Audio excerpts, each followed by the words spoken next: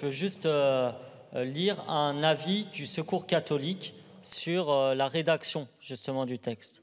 Je cite: « Sa rédaction est tellement vague qu'elle emporte avec elle de nombreuses situations dans lesquelles les occupants d'un logement, bien que dépourvus de contrat, ne sont pas pour autant des squatteurs et encore moins des voleurs. Les personnes accueillies en centre d'hébergement d'urgence, les personnes victimes de faux baux, les sous-locataires, les locataires dont le bail a été résilié, etc.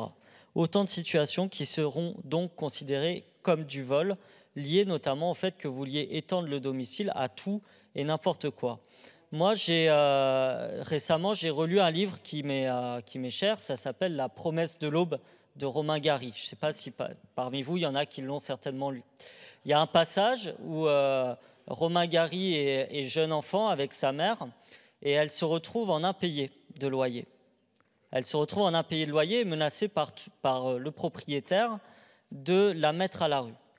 Avec votre loi, la mère de Romain Gary serait une occupante sans droit ni titre, une squatteuse, une voleuse et aurait été mise dehors. Voilà, et en prison. Voilà un petit peu la philosophie qui est la vôtre.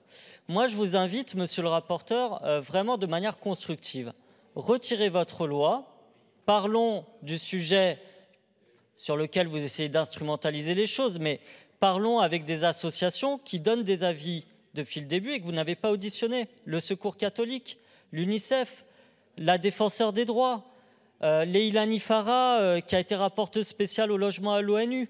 Et comme ça, nous aurons quelque chose de peut-être plus équilibré, de plus sérieux, de plus rigoureux. Et pourquoi pas, nous introduirons aussi le fait que la force doit aller à la loi également en matière de droit au logement et de faire en sorte que tout le monde ait un toit sur sa tête dans ce pays. Merci.